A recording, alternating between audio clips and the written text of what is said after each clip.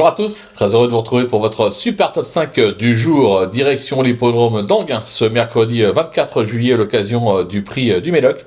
Une épreuve européenne pour trotteurs de 7 à 11 ans qui va se dérouler sur les 2875 mètres.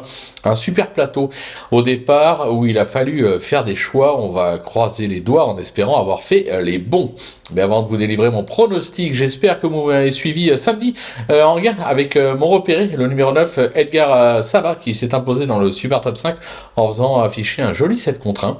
Si oui, un petit like, ça fait toujours plaisir. Et quoi qu'il en soit, n'hésitez pas à vous abonner à notre chaîne sur laquelle vous pouvez notamment me retrouver tous les jours au travers de mes cotes et cotes pour la réunion principale. N'hésitez pas également à aller vous balader sur les réseaux sociaux pour y retrouver les pronos de Flo Gautreau qui est en grande forme actuellement.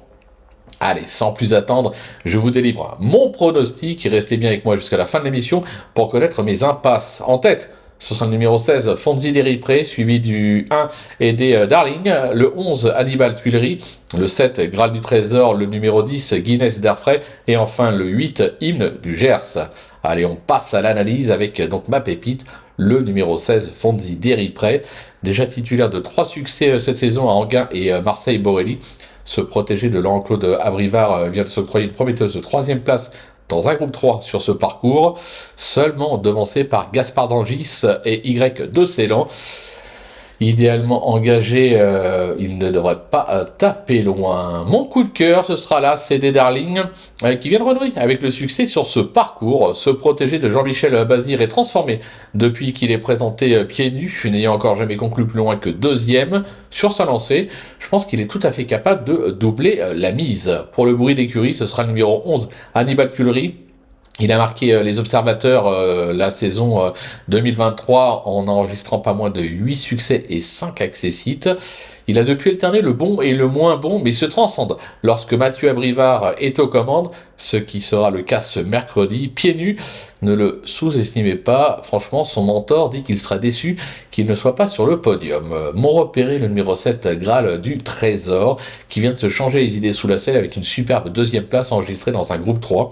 Ce protégé de Mathieu Mottier n'a plus à faire la preuve de ses qualités, surtout à ce niveau.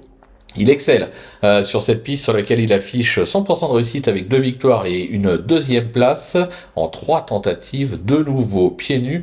Je pense qu'il va falloir compter avec lui. Le coup de poker.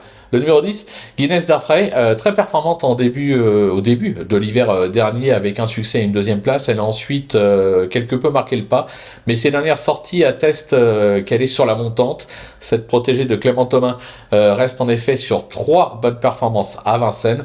Je pense qu'elle a encore sa place à l'arrivée. Du côté de ma trouvaille, ce sera le numéro 8, Hymne du Gers, qui vient de renouer avec le succès lors de l'étape du Trophée Vert à Royan.